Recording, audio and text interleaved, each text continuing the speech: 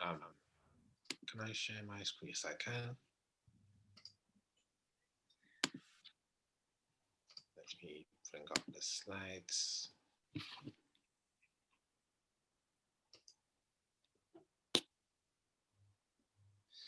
What I don't like about this is that when you share your screen, you lose your mouse. Anyway. That is annoying, yeah.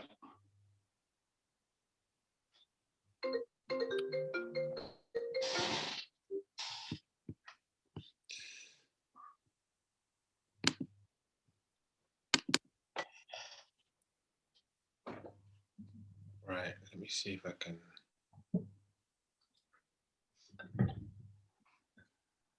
Bring up the chat.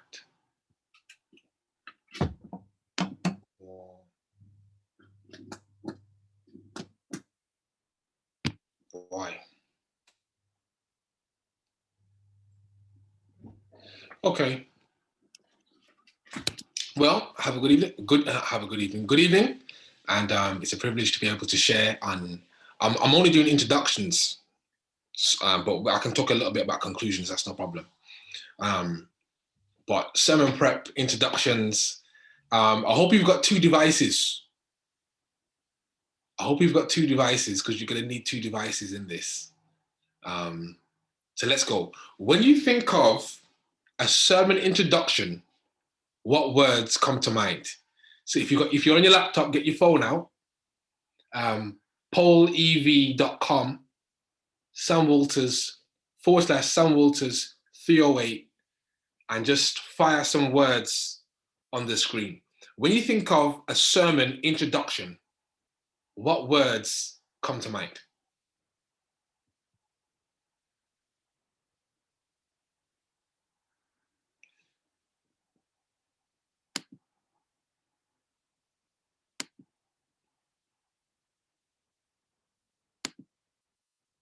Right, there we go, got the chat up now.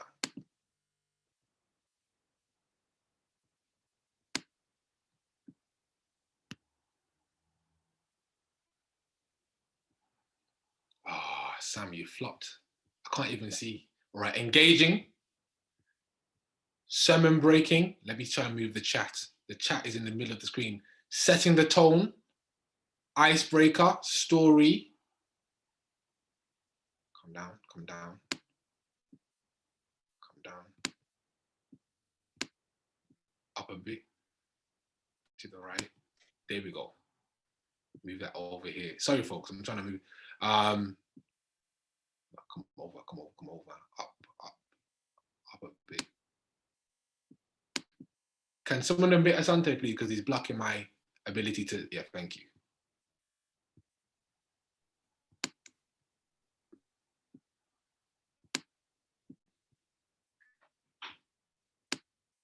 Right, there we go.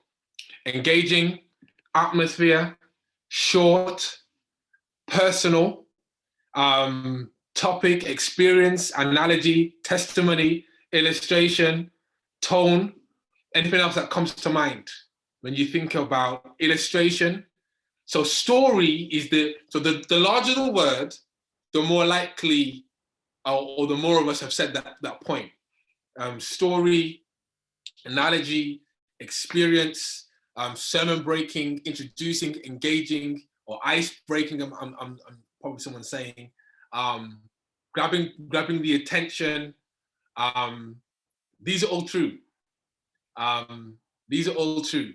These are all true. These are all true. These are all true. These are all true. There's a few connecting. Does that say connecting? All right, I'll give you a couple more seconds before I.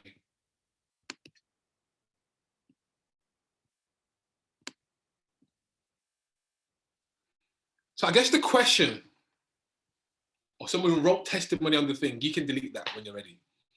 I guess the question that we need to ask before you come with your introduction is, what are you trying to accomplish in an introduction? What's the aim? What's the goals? The reason why I say this is I learned a lesson many years ago. I was playing FIFA, you know, the football game. I think we've got someone who's from America, the soccer game, but football for those of us who are over here. The football game. It's a video game, and I was never any good because I didn't, you know, mum wasn't really big on video games and stuff like that in the house. So I'd only really get to play if I was around a friend's house. And so I was playing one day, and because I was never any good, but I just like to enjoy being with my friends, I always used to put lots of defenders at the back. Lots of defenders at the back. 5 or 6 defenders I'm having at the back. Because my aim was, I'm trying not to lose. Because I'm not any good, I'm trying not to lose. Let me put defenders at the back so I can stop people scoring. One time I'm playing, and my friend sees me coming with this technique of putting lots of defenders at the back. And he asks me, Sam, why are you putting all these defenders at the back? It doesn't make any sense. And I said to him, well, I'm trying not to lose. So, because I'm trying to get goals, stop goals from coming in, I put all these defenders at the back. And he said to me, oh, that's interesting. He said, when I'm playing somebody who I don't know, he goes, I put lots of attackers at the front because I'm trying to win. Notice that. I'm trying not to lose, so I put loads of defenders at the back. He comes with, he's trying to win, so he puts lots of attackers at the front. Trying not to lose and trying to win sound similar. They sound similar, but they're slightly different. Trying not to lose includes drawing. You could draw and you haven't lost. Trying to win doesn't include drawing. And so our aims, what we were trying to accomplish, what we were trying to achieve in the game, affected our methodology. I hope that makes sense, what I'm saying here. What I was trying to accomplish affected how I went about playing the game. The question that you've got to ask yourself with regards to introductions is, what are you trying to accomplish with this introduction? In the first 5 to 7 minutes of me speaking, what is it that I'm trying to do? When you figured out what it is that you're trying to do in that first 5 to 7 minutes, that then shapes what it is that you actually do. I'm hoping this is clear. Somebody give me a nod, somebody give me something just to say, Sam, you can move to the next slide. All right, boom, I just had a nod. Let's carry on. So I want to grab your thoughts. What are you trying to accomplish in a sermon introduction?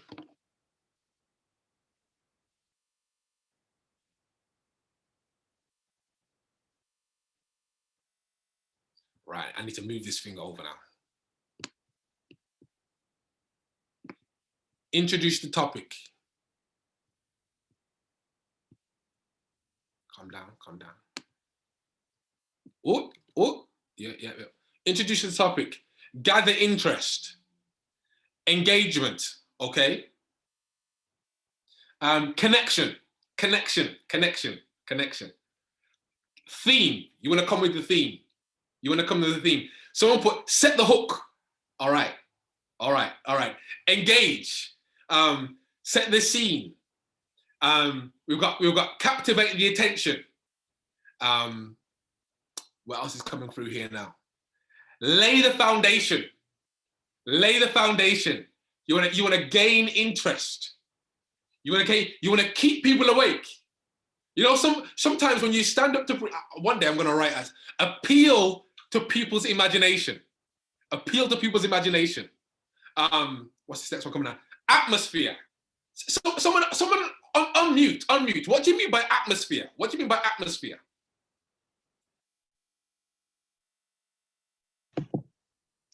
So by atmosphere, I mean, like, for example, let's say you're preaching at a place that you've never been to, before. So you're just trying to gauge the atmosphere of the people. So I guess how responsive they are and the kind of mood of the church when you're speaking and when you first get up there on the pulpit. Atmosphere. I need to mute. Oh, this. The Zoom needs to enable you to have your mouse. Let me move this thing over. Come down.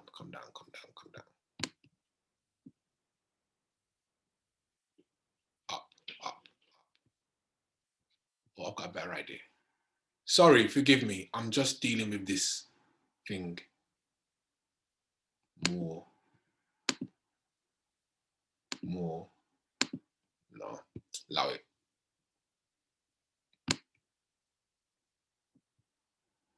Right, so atmosphere and bringing those things in. I'm going to give you four. Obviously, all of those things that you've said are correct, but I'm going to give you four. And we're going to go through the four. An introduction establishes audience rapport. An introduction gains attention. An introduction gives your theme, and an introduction presents a pre-summary. An introduction establishes rapport, gains attention, gives your theme, and presents a pre-summary. Right, let's go. An introduction establishes audience rapport. Sensitive speakers begin their speeches by making friends with the audience or the congregation. Key sentence here. How the audience relates to you will impact how the audience relates to what you are saying. How the audience relates to you is going to impact how the audience relates to what you're saying. Now, building rapport. I'm looking at the time here. I'm realizing that Pastor Ramdin's also got some stuff to do. Let me just say what I'm saying. Building rapport doesn't start when you stand up to preach. If you go to a preaching appointment, my advice is get there for Sabbath school. Sit down in the Sabbath school class. Hear what's going on. Pick up the vibe. All of those things. Now, when you're up there, if a little child has read the scripture reading and you get up to speak, thank them. I was preaching on Zoom, and a child read the scripture reading, and it was my time to speak. I says, I just want to thank, I can't remember the child's name, such and such, for that excellent reading of the scripture reading. Definitely one day they're going to be a preacher. I see the adults' faces start smiling. What I'm doing is I'm endearing them to me. Like, we're now building a relationship. And the way that they relate to me is going to impact on some way the way they're going to relate to what I'm about to say. I'm hoping that makes sense. So you want to build a rapport. Now, this is not a long thing. So your introduction is not half an hour. This is not a long thing. This is the first 5 to 7 minutes. What are you trying to do? Establishing a good audience rapport is extremely important because you're impacted. Oftentimes, now, if you're preaching in your home church, you can spend less time doing this because you already have a rapport. They know you. So you already have a relationship with them. Hopefully you're on good terms. But if you're preaching in a different church, I was speaking in America. 4-part series, and one of the speakers, he works for the GC, pulled me to the side And he said, Sam, slow down. Before we started, he goes, Sam, you want to make sure you slow down. He said, you got a weird accent, and you want to make sure that people can understand what you're saying. He says, see it like a relationship. This is what he said to me. He says, you want to court them in your first session. And then once you've got over the courtship phase, you can just take off in your next sessions. So obviously you're not going to do that but in the first 5 to 7 minutes, that's important. Build a rapport. Next slide. An introduction gains attention. Have I? Oh my goodness, Sam, go back. Right, I'll edit that for the actual thing so that you get this. But there's some bits and pieces here. So an introduction gains attention. When you stand up, this is written incorrectly. Don't stand up to preach until you know exactly what your first and last sentences are going to be. Don't stand up to preach till you know exactly what your first and last sentences are going to be. When I say know exactly, I mean you've written them out.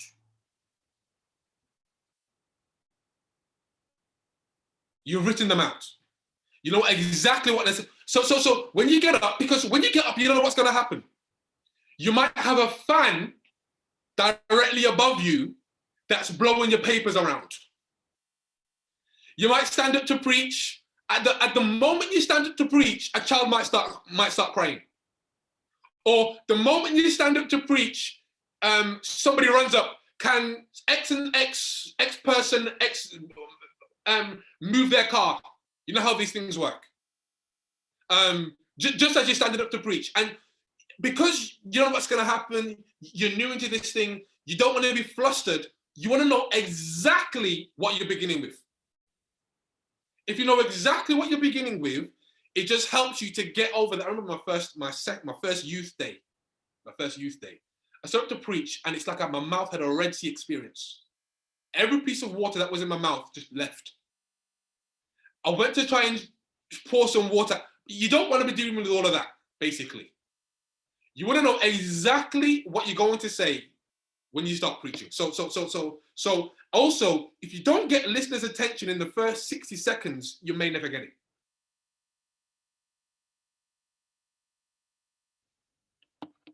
People have been listening to and watching Spotify, Netflix, 3D animations, etc., all week. You've got to come with something.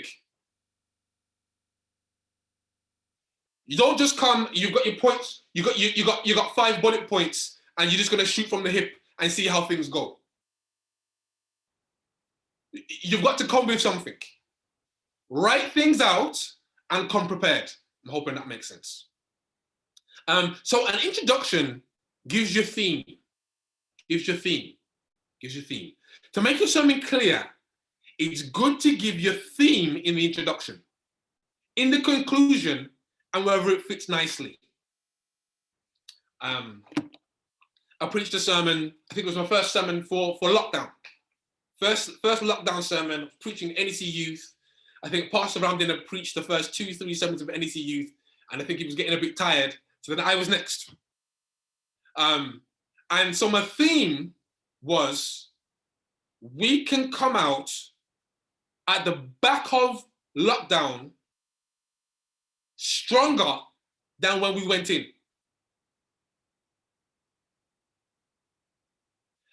And I repeated that maybe about 5 times throughout the sermon. Introduced the concept in my introduction, and I built it throughout the sermon. Built it throughout.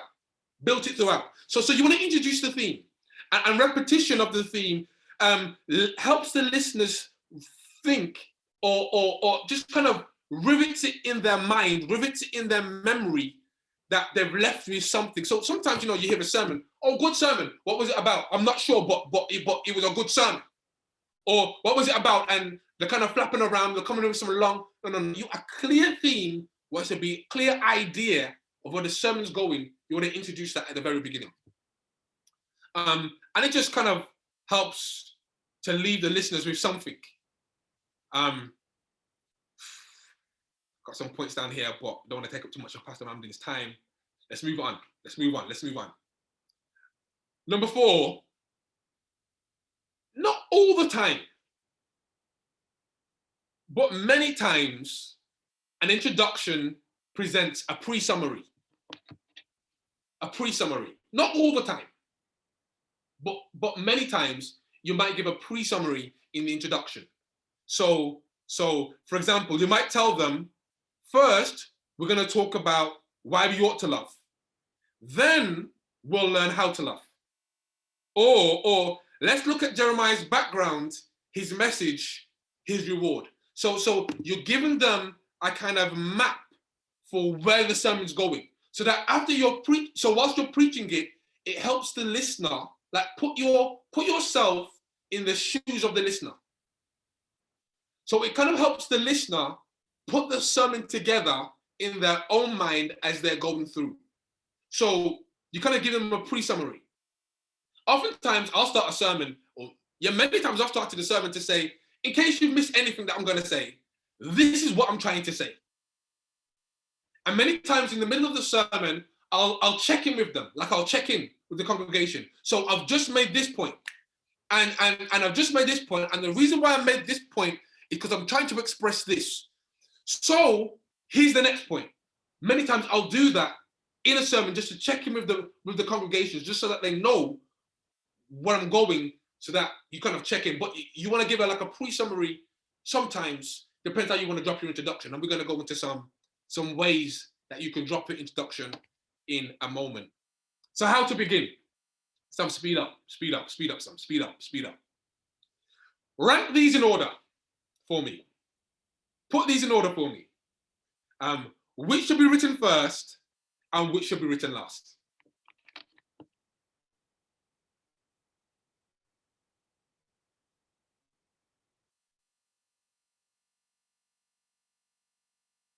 What do you think?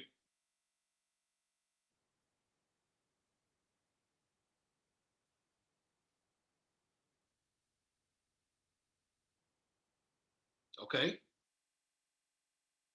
All right.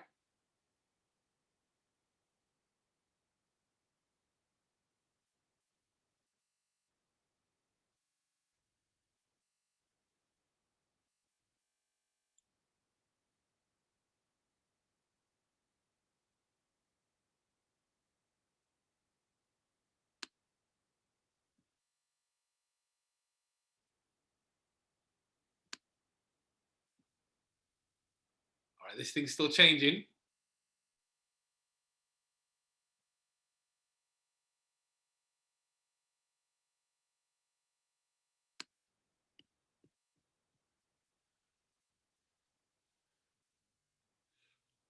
So we think the 7 points should be written first, the introduction second, and at the moment it's joint, conclusion and appeal third. Okay, it's just shifted. 7 points first, appeal second, conclusion third, introduction fourth. All right. Introduction third, introduction fourth. All right, we'll pause it there. We'll pause it there. Why would I? Different people do things differently. But why would I? What do you think would be going through my mind as to why I would choose to do my introduction last? Interested in your thoughts.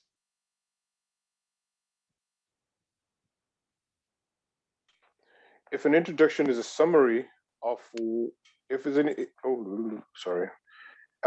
introduction is a summary or a pre-summary of what's going to come, then you've got to know what's going to come. So you can write a pre-summary of what's going to come without knowing what's going to come. So there you go. Content. Oops, sorry. I didn't know we're responding on this thing. No. That's good, Wilson. That's good. It's good to talk because some people don't like to talk. So oftentimes I use this for the non-talkers. But Wilson, you were talking, so that's good as well. So if the introduction is like a pre-summary, then like intro is like an abstract. There you go. The intro is like an abstract. So for me, why are you writing the introduction and you don't know what you're saying? You got to know what you're saying first before you can introduce what you're saying. Many times, sometimes you think about your sermon and, oh, okay, let me start with the introduction. Put that in the bin. Personally, people do things differently, and God bless you if you write your introductions first. But me personally, put that in the bin. Get your sermon and your appeal and your conclusions down so that you know the trajectory of where this thing is going. Then when you know where this thing is going, you can shoot the arrow properly in the beginning. If you don't know where it's going, you can't aim properly in the beginning.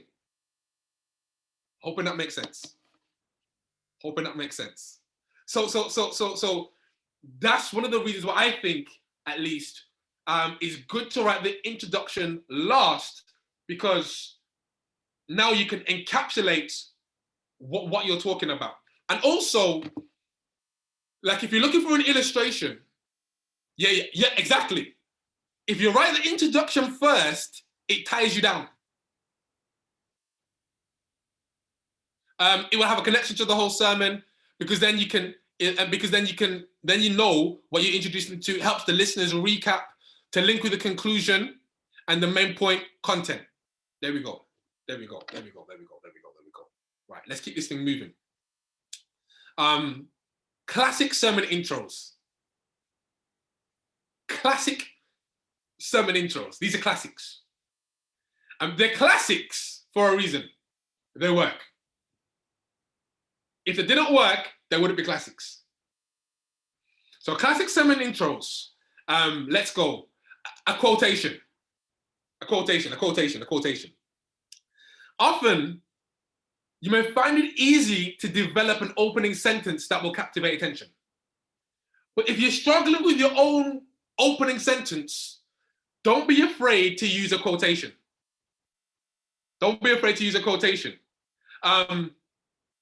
Example. Modern man has discovered lots of answers, but not the answer. He knows about how to do, but very little what for. So he knows about how, but to do, but very little about what for, sorry. He sees more capable of extending life than enriching it. He's long on pleasure, but short on purpose. So these are tools you can use that you've got in the bag of things you can do just to introduce a concept. So you're building rapport. Remember, you've got your whys about your introduction. I'm building rapport. I'm captivating attention. I'm trying to introduce themes. I'm trying to give a pre-summary. So you've got different ways that you can, like, and a good quote could be an entering wedge into that. I don't know if that makes sense. Good quote. A good quote. If you're going to give a good quote, what it means is that a preacher needs to be a reader. A reader. If you're not reading, it's going to impact your preaching. Plain and simple. So either you get in on audio books, or you start reading, but that's something that you've got to, because that will just enlarge your capacity for the way you're able to use words, the way that you're able to structure them. NECyouth book club is a great place to start if you're trying to jump on the reading thing. Right. I've got some quotes that I had down here, but I realized it's 7:30 and Pastor Ramdin's got to do his thing, and we've also got homework to come through. So let me just carry on. A story. a story. Now, me personally, if you're starting with a story, you can start with the phrase, a story is told, but I feel like most of us here are millennials and Gen Zs.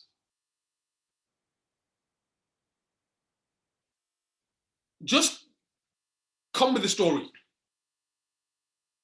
And if it's not your story, then reference it. If you have your own experience, that's good. But you probably only have a limited number of experiences where you have bullets flying past your head. Or you've been falling down a cliff and someone's managed to grab you. Or you were sinking in a boat and you probably only got a limited number of those types of experiences. So when you read, it increases your ability to have different stories that you've got access to. But just your personal life can be great stories. The last sermon that I did on NECyouth, I just started with a story about what it's like on the coronavirus ward in critical care at the moment. Consultants breaking down in tears. Nurses who you haven't seen cry in 20 years. In tears. Young people, when I say young people, I'm talking about under 30, under 20, under 19, folk in their teens dying on the ward. I'm describing critical care COVID. Are you seeing how you can use just your general life to kind of captivate attention as an intro? So yeah, a brief, now, when your introduction, you're doing your story, you don't want your story to be 10 minutes, 20 minutes. You're not telling a children's story. You're preaching a sermon. So remember, it's an introduction into the sermon. So maybe you wanna, that's why it's good to write these things out. So that you know where you're going. Questions are always good. Questions are always great to captivate attention. Got one down here. If you're speaking about marriage, you might want to begin. It's all very well to say that marriage lasts till death do you part, but is there more than one kind of death? Then you hit them up with another question. Then you come through. Are you seeing what I'm saying? So sometimes questions could be a good way to build rapport. One that I like that I haven't written down here personally, because I'm just that science. I did a science degree, so I like facts and stats. Stats and facts. So I was preaching on Zacchaeus. And I just started with the stats and the facts about height in the UK. So I did the percentages about so much percentage of people who are taller is correlated with the same, a certain percentage of people who have degrees. Height is correlated with more income. Higher height is correlated with, and I just went down the list, social economic status, went down the list in the UK and just spoke about a bit of the discrimination that goes against shorter people in the UK. And I said, you know, discrimination against shorter people isn't just a phenomenon in the UK, but it's something that's been going on for millennia. Do you remember the story of David? Samuel's looking for the new king. And then God has to speak to Samuel's discrimination and says, Samuel, don't look on the height of his stature. He uses the word height. God does. And says, man doesn't look on the outward appearance. Sorry, man looks on the outward appearance, God looks at the heart. And then you just come with, in the Bible, there's this guy who's defeated all the odds. He's risen to the top of his profession, even though against the odds.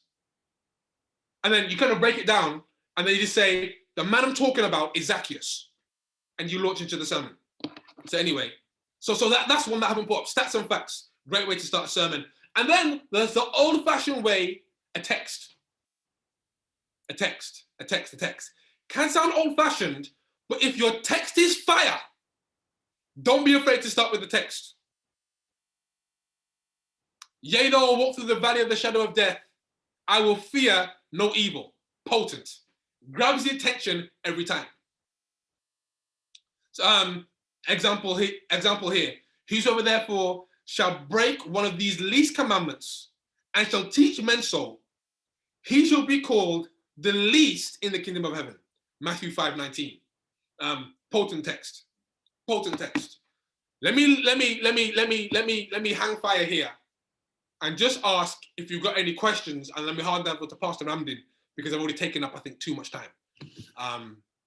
And you'll get the slides, don't worry. That's fine. Any questions? I can't see the chat. Actually, I can see the chat. So you can drop it in the chat or you can just ask. And let me stop sharing my screen.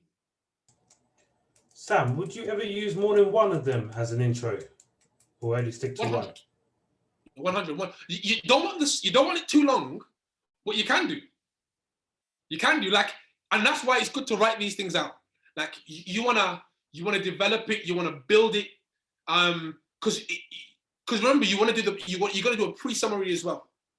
So when I did my sermon on we're gonna come out stronger from the crisis, I started with that's what the sermon's about, and then I launched into so I gave the theme, and then I launched into who remembers Skype? Now, we should be, if you think about it, using Skype right now, but everyone's using Zoom. If this pandemic had happened 5 years ago, everything that we're doing would have been on Skype. But right now, no one's talking about Skype. Everybody's talking about Zoom.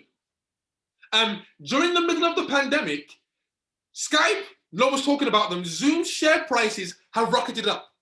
Then I spoke about, I can't remember exactly how I phrased it, but I spoke about a few businesses where during the pandemic, they've come out stronger from the pandemic than weaker.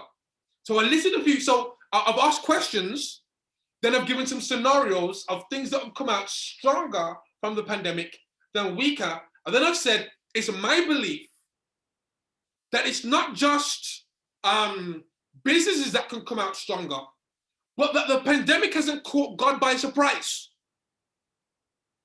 That the Church of the Living God can come out stronger from the pandemic than when we went into it. And then we've launched into the sermon. So you can use a multitude, but you don't want to be too long in your intro. The intro is only an intro. I can't remember exactly how I phrased it, but that was the idea that I had in my head.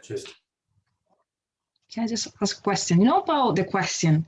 So what type of question should it be? Open, close, and yeah. I guess it all depends really. So if you're in a smaller church, like some churches don't mind giving feedback. So if you ask a question, you might get more feedback than you wanted. So just know the vibe of the place that you're in. But in terms of open, closed, usually introductions are rhetorical. So whether they're open or closed or not isn't the deep thing about it. It's kind of just piquing the interest. Trying to captivate and get the thinking juices going of the people in the congregation. Let me say something about conclusions because I've gone over time and I'm going to hand over to Pastor Ramdin now. But just to say, your conclusion, oftentimes you hear these great introductions, you hear these great main points, and sometimes you get a great appeal, but sometimes it's not a great conclusion. The conclusion, you really want to solidify your main points in the mind of the people that you've been speaking to, in the mind of the listener.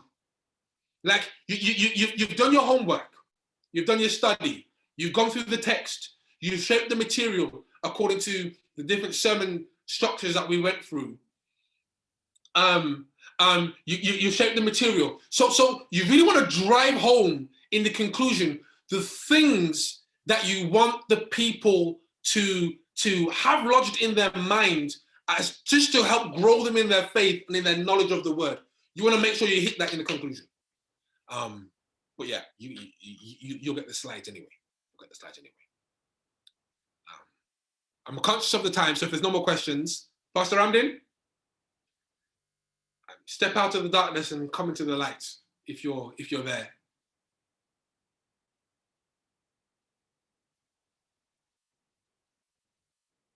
He's there. Boom. There we go. Let me cease from sharing my screen.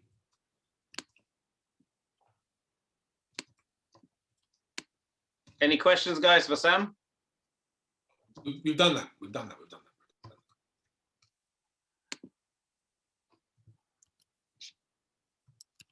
All right. There's only one other thing I would mention, not to do with introductions or conclusions, but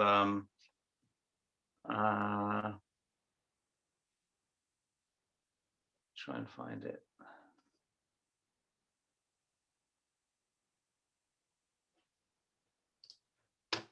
And that is to do with connectors or transitions in your sermons. So say you've got your introduction, you've got your, let's just say for argument's sake, you've got 3 points in your sermon, point 1, point 2, point 3, you got your conclusion. You know what those 3 points are, maybe it's 4 points, 4 main points, you got your conclusion. Between those 3 points, you want to put what's called a connector or a transition. And it can be something as simple, oftentimes it's something as simple as just 1 or 2 sentences. It's not a long thing. It's often phrased as a question. So, and it helps you take your audience on the same road you're going. Otherwise, you've made a great point, and then you make another great point, and then you make another great point. And in your mind, it's very easy to see why they're connected, but the audience doesn't always follow with you.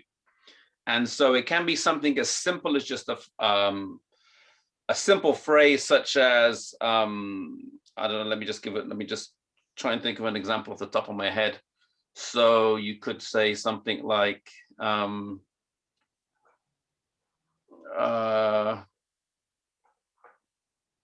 so we see from the story of Joseph that when he was in the prison,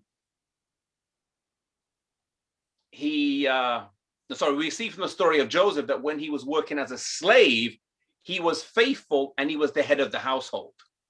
Now, when he goes to prison, what happens to him there? Bang, then I move into the point about the prison. So I just summarized the point about Joseph when he was a slave in the house. I'm about to go on to talk about Joseph in the prison, and I've just used that little phrase. So we see that Joseph was faithful when he was in the prison. When Joseph was a slave. Now, what happened to him when he was in prison? And then maybe after the prison point, I would say, so we see he was faithful as a slave. He was faithful as a prisoner. Now, what's he going to be like as a prime minister? I'm moving them on. So I'm using just a small sentence, a connector phrase that connects my points. It kind of summarizes the main point of the previous section and leads me to the next one. It's very important to do those. They're very small words sometimes. Sometimes when you read through your sermon outline, you know that, okay, that's 1 point there, then there's a point there. Think in your mind, okay, how am I going to bridge people that take people over that bridge? Take people over that river, so to speak. I need to put a bridge there to help them get over it. So I just wanted to mention that as connectors is something very important. Just quick comment as well. Something that I heard and I try to do, I don't always get it, but I try to do. So as you're transitioning your points, in your mind as well, you've got your appeal in your head. You've got your appeal in your head. So you want to build momentum in the sermon towards the appeal. Like sometimes the reason why the appeal is falling flat is because you haven't built towards it. So maybe you've got your first point, and as you connect, so I think the last time I preached NEC Youth, my 3 points were: the creator caused, the creator cares, and the creator can. So then, as I'm transitioning from my 1 point, maybe I do a mini appeal after the point. So if I'm preaching live, maybe I'm saying, who wants to start living their life with purpose, knowing that they were made with a purpose because the creator brought them into existence. And then maybe I get a mini show of hands and I've just made my first point. What that does is it gets the congregation to start responding. They're now in the process of responding to you. And it gets them making decisions with you along the journey. So now when you come to the appeal, you're not just asking them cold for a decision. You've helped to bring them to that point. I don't know if that makes sense. This is along with those transitions. All right. Sure. I have a question. So my question is, you say the introduction is lust. What about the order of the other stuff? What do you put it as, Sam?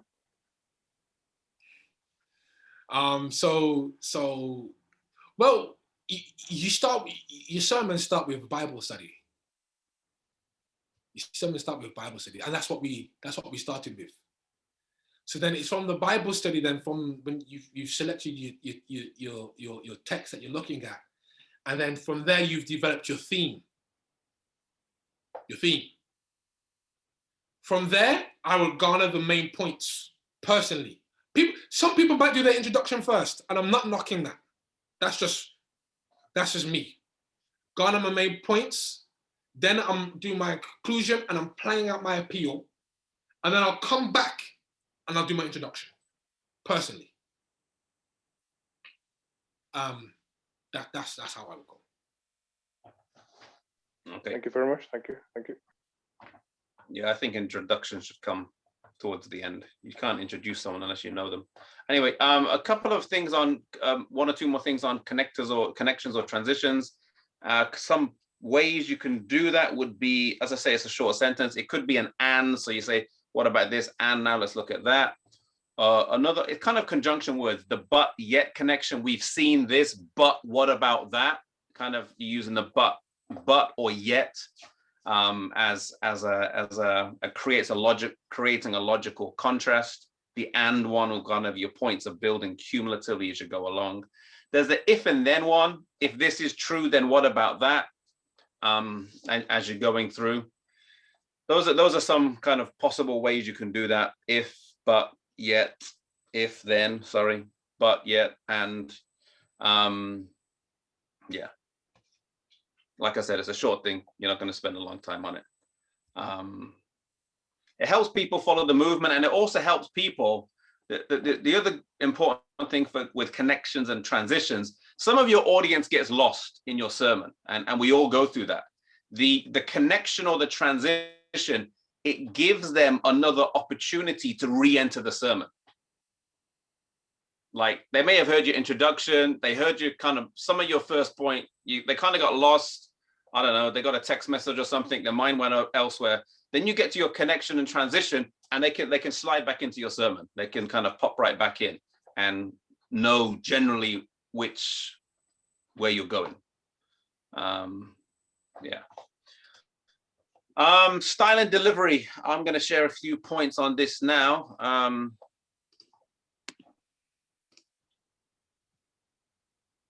Oh wait, someone's in the waiting room, Sam. Let them in. There we go.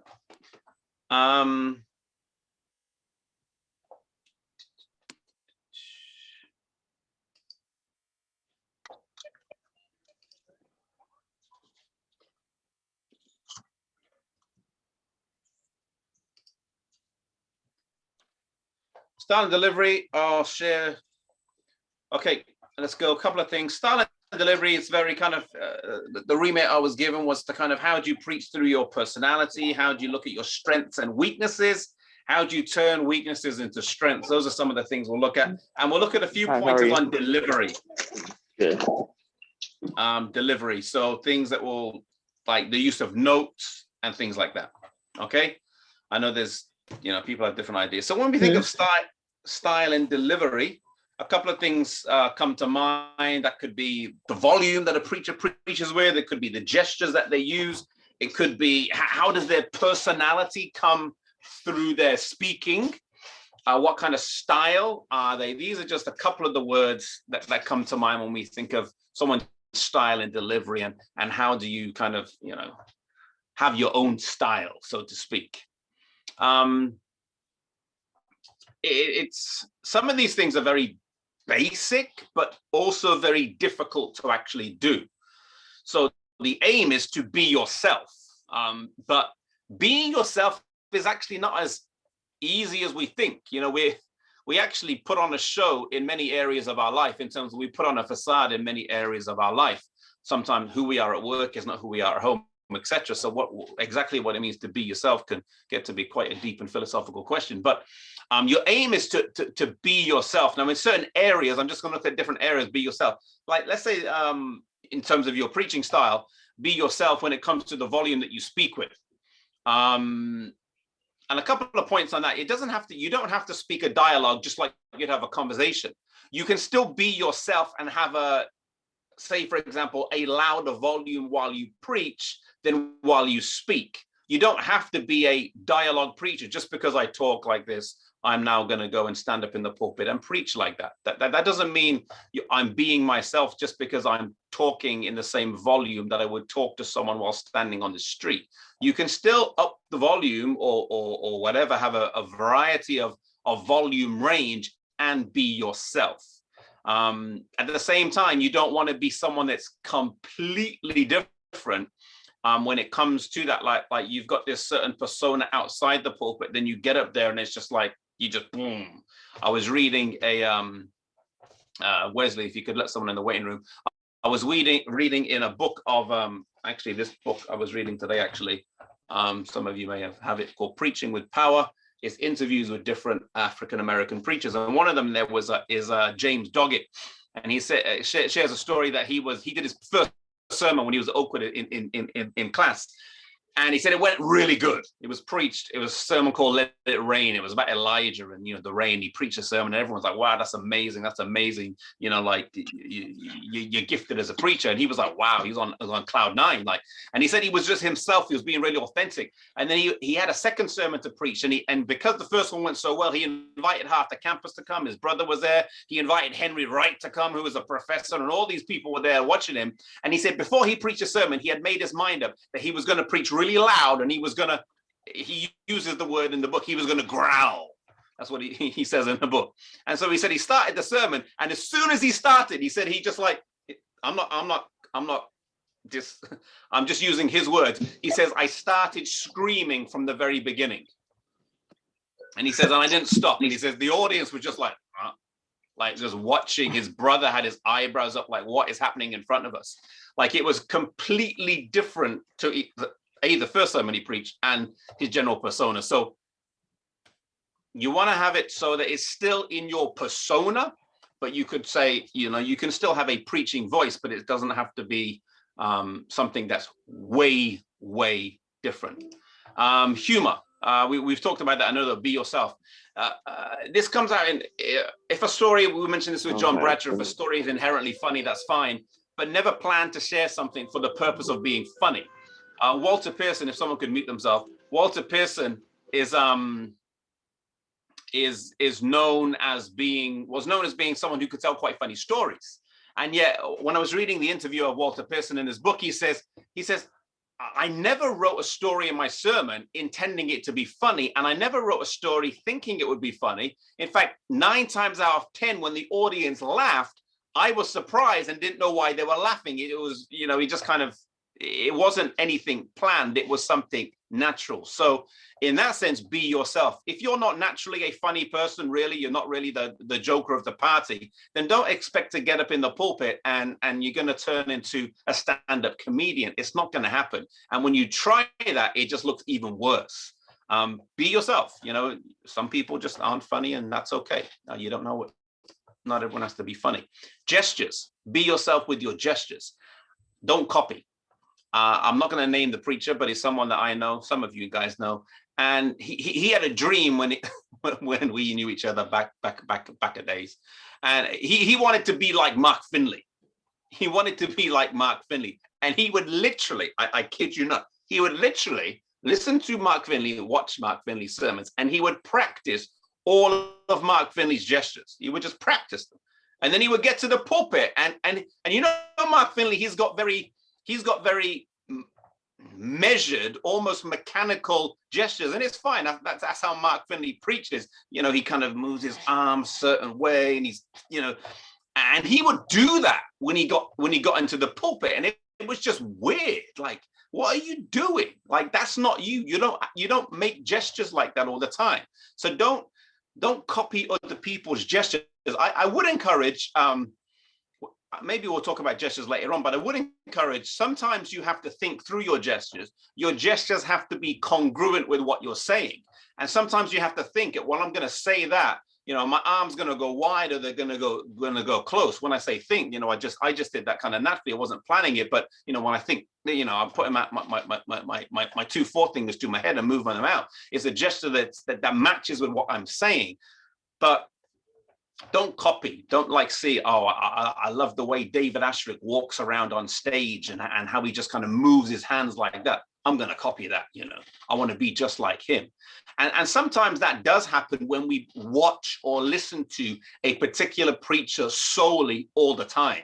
I remember when I was training in university, and back then, you know, maybe less so now, C.D. Brooks was like really like, you know, the go-to preacher, and some people would listen to his sermons so much. That was back in the days of, you know, just audio, listen to his sermons over and over and over again, that they could literally repeat like some of his sermons verbatim. And I've heard some people get in the pulpit and just repeat someone's sermon, everything the same. Sermon style, another thing, narrative, textual, topical. The more you preach, the more you'll get comfortable maybe with a certain style. C.D. Brooks was asked, which sermon style do you like, narrative, textual, or topical? And he just said, oh, I do all of them, just depends on the context. So narrative, you know, preaching through biblical stories. Textual, you know, going through in the expository, look at the text, kind of what Ian Sweeney thought was topical, maybe just picking a topic and going through. Try your hand at different ways. And you may settle on a preferred style. There's certain preachers, you know, I just prefer to do narrative. There's some great narrative preachers that when they stand up to preach, you know, they're always going to turn to a Bible story, go through the story, bringing out illustrations, bringing out applications, and making it relevant. And there's other people, you know, they don't really do that as well. So in terms of a sermon style, it could be that the more you preach, the more you share, you find a certain way of expounding the biblical passage just suits you better. And you're able to get your points across in a way that the audience appreciates more. So that's another thing to bear in mind with sermon style.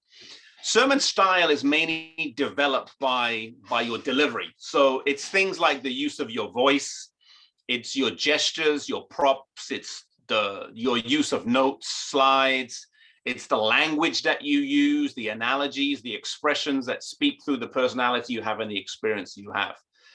So these are all kind of the aspects of our life and the way that we preach and what we bring to the pulpit when we get there. And it all kind of guides your style. There's some people that walk around a lot. There's some people that stand stationary. There's some people that take all their notes with them and read them. There's some people that don't read notes. They appear extemporaneous.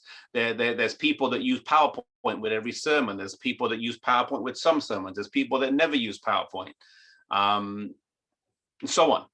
These kind of things they denote oftentimes someone's style. Pastor Eric Walsh, we've had him preach in the NEC many times. He nearly always uses PowerPoint.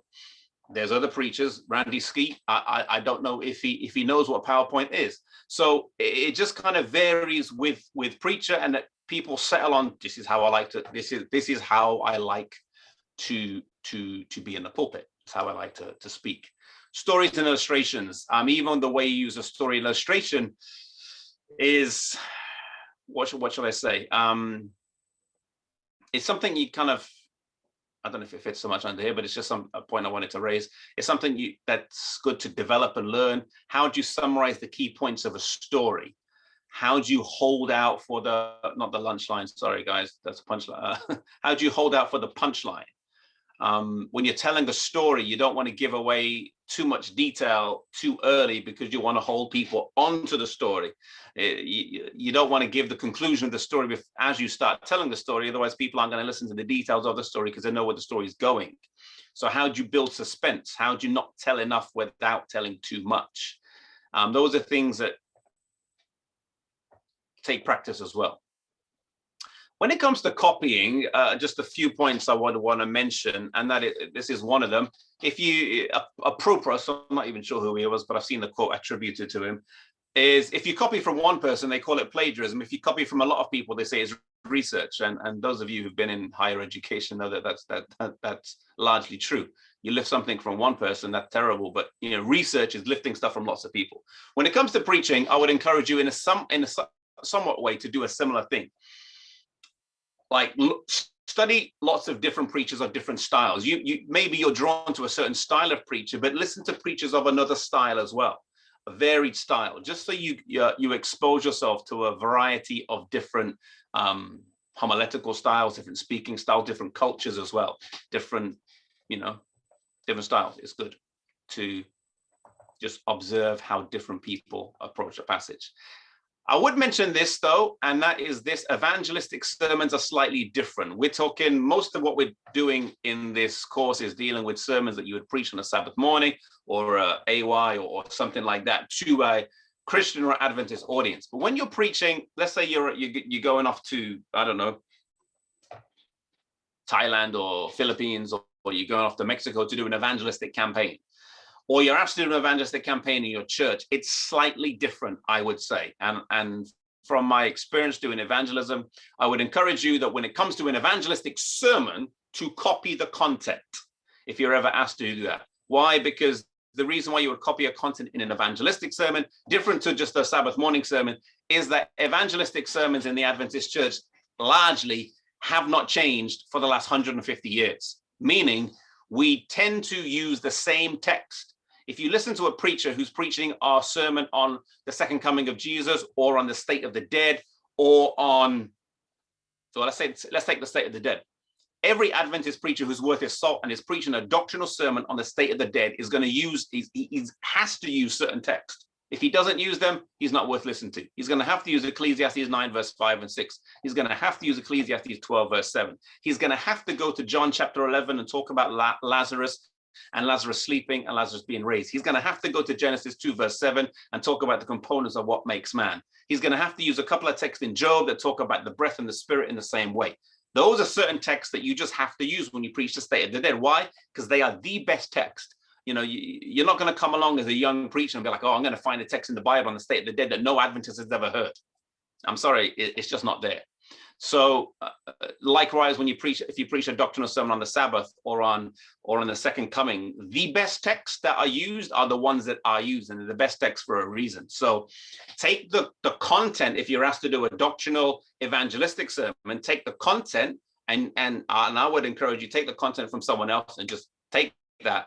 The thing that you would change would be maybe the illustrations or maybe the applications, make it more personal. But the content or the structure, you take that and use it.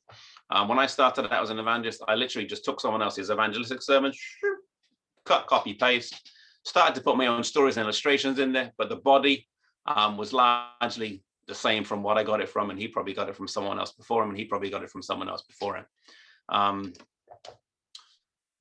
As it relates to other sermons though, what people are looking for is content. People are looking for content. It's not sound. When we talk about style and delivery, ultimately, it's not how you sound. It's not how you use your voice mainly. It's the content that you're sharing is what people want. That's going to leave any imprint on them. What does it mean to you use your personality? Here, people, let your personality come through. I would suggest personality starts to come through in your sermon when you make the sermon a little bit more personal. For example, when you use stories that give a snapshot maybe into you or into how you view things, that's when you start to see your personality come through, at least in how you approach the passages. You may share stories that may be a moment of embarrassment or pride, or you may talk about when you were mentored by someone, or moments of reflection. These are ways that your audience touches, in a sense, with you. They kind of see their life and they can kind of connect that with you. You know, when you're preaching a Bible passage, you do the same thing. You're expounding, say, the life of Jesus, or you're expounding the life of the disciples. And as an audience, when I hear a preacher talking about Jesus, and when Jesus was going through loneliness and rejection, when I hear the preacher talk about that as it relates to Jesus, I'm listening and I'm connecting Jesus' life and experience, and I'm connecting that with me. All right, I'm connecting the biblical passage the speech is talking about. But when the speaker kind of talks about himself and makes an application or is sharing an illustration from their own life, I then have an added point of connection, because I'm kind of connecting with an experience that they've gone through as well. Some of the best speakers, I would say, are people that are able not just to give a great expounding a verse in a great way, and not just be able to tell a great story, but they're also great because they're able to kind of share some things about themselves through their messages as well, that the audience connects with in a real way. So those are some of the things I think that help to use your personality as you're speaking. How do you turn weakness into strengths? Or how do you turn weaknesses into strength? First point is quite simple: seek outside input and be open to constructive criticism. As I've mentioned before, I think I mentioned this in this context before. Don't rely on the comments at the door at the end of the sermon. Similarly, in this age of Zoom, don't rely on what's in the chat box for your feedback, because you've always got that one sanguine in the chat box on Zoom that's just caps lock on, exclamation mark, like ready all the time, and going, amen, exclamation mark, wow, that's amazing. Like whatever, you know, like if you're relying on those people for your positive vibes in life, then, you know, don't, you know, seek feedback from people who think, because they're the same people that have probably forgotten the sermon 20 minutes later. You know, when you listen in a church, especially, you know, maybe in some of the contexts we're in, there's always that one person who amens, and everyone knows they amen every week. They amen every single week. And they're just always amening, but they're not the people you go to for critical feedback. They may make you feel good while you're preaching, and the Lord puts them there just to keep us going sometime, but don't go to them for your feedback. Your melancholics and some of those people that think a little bit more, they're the people that you want to seek feedback from. Seek feedback, be open to constructive criticism, and don't be, you know, if someone says, I really didn't like that story, then at the same time, evaluation is always personal evaluation. That they're only sharing their personal opinion. So if someone comes and says, I really didn't like that story, don't take it too precious. I mean, maybe your story was terrible. Maybe it was good and that person just didn't think it was good. Just always be open, and don't take these things personally. If you pick, you know, obviously pick the right people. Don't just seek positive feedback. I think I've mentioned that already. That's quite clear. Ask people you trust who you know will give honest feedback. So, yeah, I mean, it may not be every sermon. Maybe it is when you're starting out. You just want to have someone with you. Maybe you're invited to go and preach in a church. You take one of your friends along with you and say, I just want you to come have a listen and listen through my sermon and give me some feedback afterwards. And one thing that's good when you're asking someone to give you feedback is you can share with them what your goal of the sermon is, and also say that these are the areas I'm trying to improve, and have a look out for that. It just gives the person something to kind of look out for. And so when you are evaluating and giving feedback, you know, as I mentioned before, I do Toastmasters, and when you do an evaluation in Toastmasters, you're always supposed to ask the person when you do an evaluation, like, what's your goal? What do you want me to look out for? Is there anything specific you want me to kind of keep my eyes on as I'm listening to a message this time? I think the same thing is true, like in sermons, when we get an evaluation from people. Ask people you trust to give honest feedback. Sometimes as you preach, you should be able to recognize some things. It's true that when you're preaching, you're watching your audience. Obviously, it's harder in this day and age of Zoom to watch. But when you're in a live church, you're watching your audience and you can see them. And don't, as I said before, go with the amens as your guide to feedback, because depending on the culture where you're preaching, you may get amens or you may not. There are some cultures where you get no amens. There's other cultures where you get some. There's other churches where it's only the people that will amen that are amening because they want a person across the church to hear the point, not really for themselves, and they're kind of really annoying people. And we all know who those people are.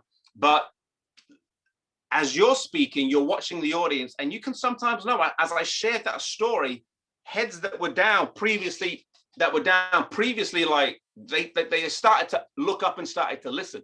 People that were disengaged, all of a sudden their eyes were forward, they got engaged. So therefore, when I'm looking back over my sermon, I know that at that point, for whatever reason, that story or that biblical point really touched that audience. Was it just unique to the audience, or was there a way that I expounded it that made it so? So you want to kind of do some of your self-analysis afterwards as well. What flowed smoothly, what was easier, or what was harder.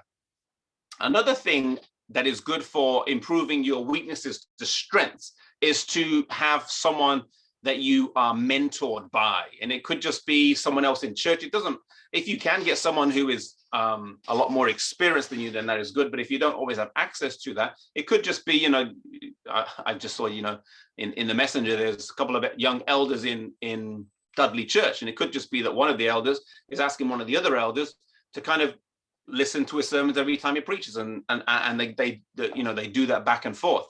But let's say you find someone to be a mentor that you're mentoring under, but also what's good is that you be a mentor to someone else. Because when you're mentoring someone else, even though when you're mentoring someone else, you're obviously developing them, but the questions that they are asking of you and the things you're looking out in them, it gives you an opportunity for self-reflection as well. So while you are getting from someone else, you're also giving. It's a two-way street. And I think it's a good way to approach mentorship. Remember being yourself. Some people say it's kind of truth through personality and it's okay to be yourself. But remember, it actually takes practice to be yourself in front of people. Being yourself in front of people is not always easy because we get shy or we get self-conscious. Sometimes you practice a sermon or a speech at home and it just looks like, wow, this is like, I'm really into this. And you get up in front of people and you're just like the complete opposite. And so it's not always as easy as we think to be ourselves. I remember when I was a young preacher, I was about 19 or 20 or somewhere around there. And I was preaching at Ladywood Church back then. They rented a church. I forget where it was. I guess it was the church they rented until they got into the current one. And I got invited to preach by Pastor Herbert, who was a pastor back then. I was about 21 years old, and elder from my friend's dad from Chelmsford Wood Church, Joseph Keynes, took me over there. So he takes me over and I preached a sermon. I thought I preached okay. I had my sermon, point 1, introduction, point 1, 2, 3, 4, bang, conclusion. Sermon went well. People said amen. Oh, praise the Lord. Here's a young man preaching, blah, blah, blah, blah, all the rest. And then I'm driving home back from Ladywood Church, Chelmsford Wood Church with him. And he starts to give me some feedback. He's like, Adam, you really need to be yourself in the pulpit. And then he went on to say, he's like, you're quite the way you act around us and the way you act around, the young people in church, you're quite outgoing, you're quite this, you're quite that. But when you were there in the pulpit, you were just like really stiff, really kind of just. He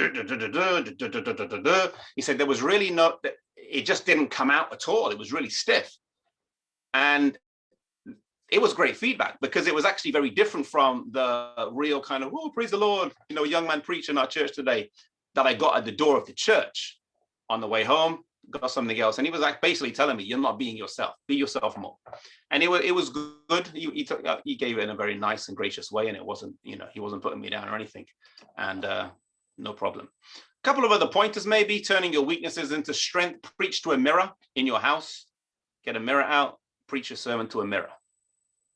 I used to do that a lot. I don't do it as much anymore. But when I was younger, in terms of my preaching journey, I used to preach to the mirror a lot. Some of my best sermons, were to the mirror. And so I have my notes there. I'll be preaching, and as I'm preaching, I'm thinking of these other points that come to mind. So I quick down, scribble down and write them and carry on. Another way is to record yourself and watch it back. That's another way, but you don't. That oftentimes you record like the actual sermon you do, as opposed to the practicing of it. So preach to a mirror, record yourself, watch it back, get feedback. As I mentioned already, feedback from different people. A good thing to do is if you have an opportunity to kind of, and this is a perfect opportunity to do it, to have different people who would give you specific feedback.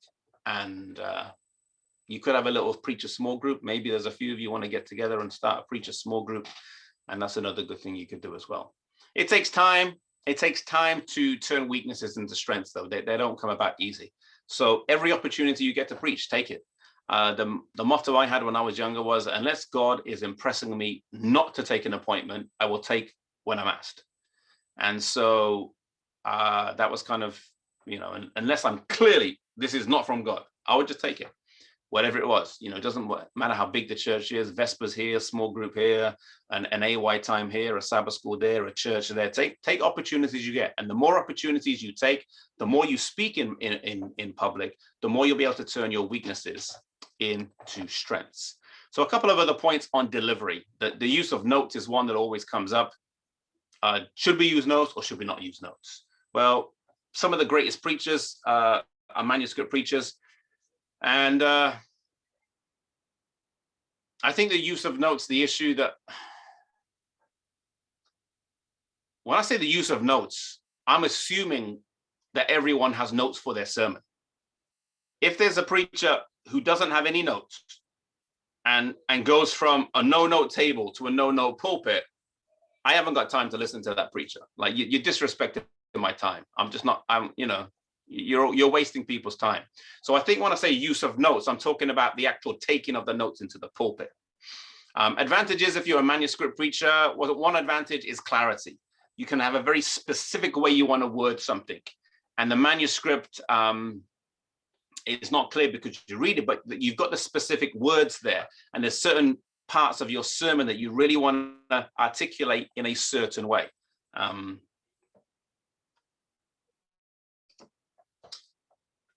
There have been some great preachers who stood up there and the material is powerful and people are there. So there's this idea sometimes that if you've got notes, it's not as powerful. And if you've ever thought that or you got that idea, then just rid your mind of that concept, because when you're preparing your sermon, when you're writing your sermon, you're praying for the Holy Spirit to guide you, and the Holy Spirit is blessing you. So just because you have the notes there, it doesn't mean that the Holy Spirit is any less there. The Holy Spirit has been there in the preparation. And if that's just your style of delivery, then fine. They're culturally, if you go back 150 years, say in the UK, if a preacher didn't show up with any notes, people wouldn't listen. They'd be like, what are we listening to? You haven't prepared. You haven't prepared. That's why today, on my shelf there, I've got a book this thick of Charles Spurgeon's sermons, because he wrote them down. And so it was easy just to compile them together. A second advantage of notes is it reduces your nervousness. There's an assurance that comes with having notes with you. Even if you don't look at them, you still know that they're there. I was reading through this book, and there's some of the preachers, manuscript preachers. John Nixon, you may have heard of him. He's a manuscript preacher. He said he takes a manuscript, he probably sticks to it for the first 25% of the sermon, literally word for word, and then he branches off and just kind of goes. But the good thing about a manuscript as well is it helps you keep time. You know that once you do it a few times, you know how many words you need to preach a certain length of time. I know if I've got a 30-minute sermon, I know when I'm typing out how many words I need. For me, it's about 3,000 or 3,500 words for a 30-minute sermon. That's roughly what I need. If I've written out 6,000 words and they've asked me to preach for 30 minutes, it's far too many words. If I've only got 1,000 words written down or 1,500 and I've got 30 minutes of time, it's not enough words. So the word count and knowing how quick or slow you speak can help you get your length and make sure you have enough material. Disadvantages, disadvantages can be, like I said, I believe this is only about the taking of the notes into the pulpit, because every effective preacher, I believe, should write the manuscript down. They just should. Obstacles can be an obstacle to effective delivery if you're just reading and you're not making eye contact. There's nothing worse than a preacher who's reading, even if the preacher's like getting really happy about himself and shaking his arms all around. But if his eyes are down and he's not connecting with the audience, there's a problem. There's a problem there. You should be able to utilize them without any hindrance, but it can restrict flexibility, such as if you're delivering a certain point on a particular verse, and as you're looking at the audience, you can sense that someone's got their eyebrow raised, another person's kind of screwing their face, someone else is kind of, giving you that side eye, someone else has got their arms crossed, and the body language is telling you that they haven't got that point.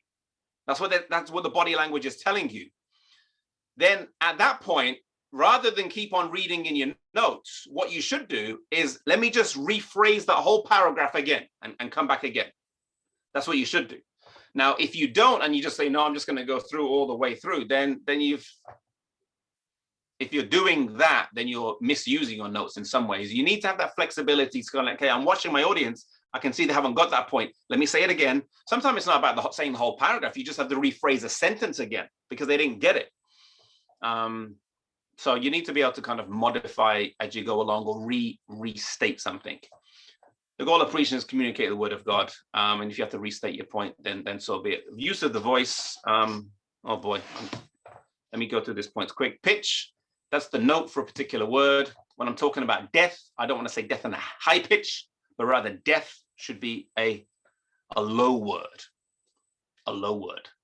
The valley of the shadow of death. You want to say that lower. You don't want to say that. The valley of the shadow, not going to do that. And don't get too extreme. You don't want up and down for every other word. You need variety, but not extremity. Punch is the variety of volume. There is a value in saying, now is the time. I put the emphasis on the word now. Or I could say, now is the time. Or now is the, you want to play with it. Where's the emphasis going to go? But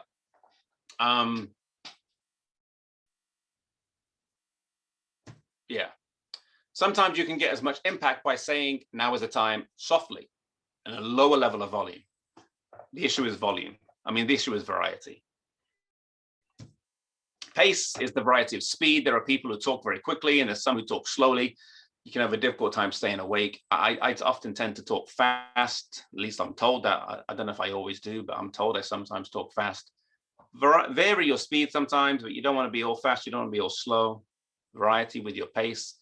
And a pause. A pause can be some of the most powerful concepts are conveyed when no words are said. You really want to learn to use pauses sometimes and just,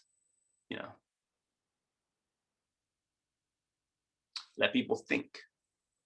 You've told a powerful illustration. You're about to move to your next point. Just pause.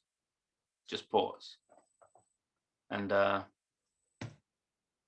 other pointers, pronunciation and enunciation are key. If people can't understand what you're saying properly, if you're not pronouncing and enunciating your words properly, then they're not hearing you. So you need to practice that. And you want to choose if a story is emotional, what kind of emotion are you wanting to convey? And that will automatically help your voice to change into a tone and so on that fits. Non-verbal communication, eye contact. Look at me. You want to have people having eye contact. You want to be looking at people. One tip or pointer I would give you is this: when you use eye contact, is you want to look at your audience. When I was starting out preaching, I would pick 4 people in the audience. I would pick someone front left, I would pick someone front right, I'd pick someone back left, I'd pick someone back right. And I would do that while I'm sitting on the pulpit. I say, okay, lady in the red hat there. I say, gentleman with the red tie there, young married couple up here, and so there. And I would literally pick 4 people in the 4 quadrants of the church. They would be the people I look at, because actually you don't have to look at everyone in the church. If you're just looking at everyone, you're scanning around, you're making contact with nobody. But if there's 15 people sat in the front right and I'm looking at one person, all of those 15 kind of feel that I'm connecting with them, even though I'm not looking at every single one of the 15. You can't look at all 15 people. You just don't have enough time. So you pick certain people, and I would always pick people that had nice faces, people that smiled and people that looked nice. I'm not going to look at the ugly people, or when I say ugly, I mean the people that just kind of look mean. I'm looking at the friendly faces. And I'd pick those, and I wouldn't kind of go in a circle like left, front left, back right, back front right, and it was going to bounce around. But I would kind of pick 4 people when I was less experienced, and that was who I would look at to get that contact. And when you're looking at eyes, a quick tip is look at someone's nose or forehead, especially if they're of the opposite gender. We would learn that when we would cold porter door to door, especially if you knock on the door and you've got a young lady who answers the door and you're a young man, or vice versa. And we'd say you have to look in their eyes when you're talking to them. You don't want to stare at a young lady's eyes while you're preaching and she gets the wrong idea about you as a young man. Look at the nose. They think you're looking into their eyes, but it doesn't have the intensity of looking into their eyes. It's not the same. If you look at someone's chin, they can clearly see you're not looking straight at them. But if you look at the nose or the forehead, it still feels like it's the eyes, but it doesn't have the intensity of looking in the eyes. Gestures, movement should be informed by content. I've mentioned that already. Gestures should be spontaneous. It doesn't mean you can't practice them, but they should still be spontaneous. They should be clear. What does unity look like? Unity looks like that, maybe it looks like that. I don't know. They should be varied. Don't do the same thing over and over and over and over again. People will just kind of, they should be properly timed. We need to reach out to Jesus. We need to reach out to our community. No, it's not timed. You got to time it right. We need to reach out to our community. Timing is important.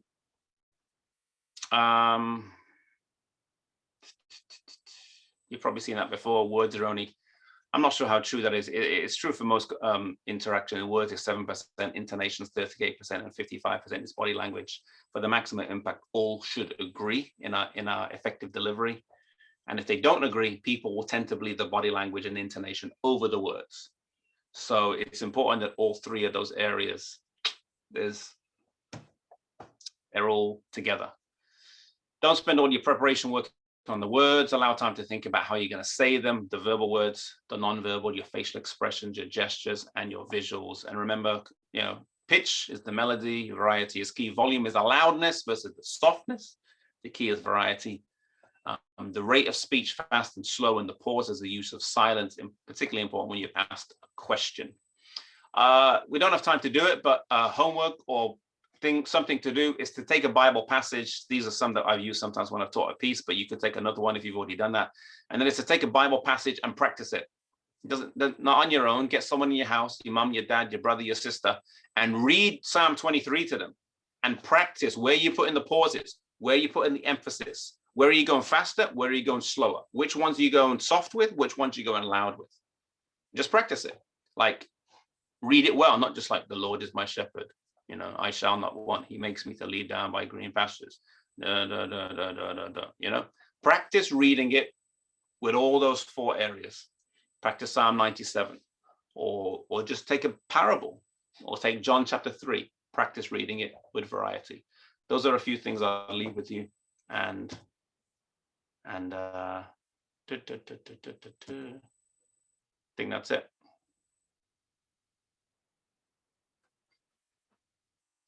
Any questions?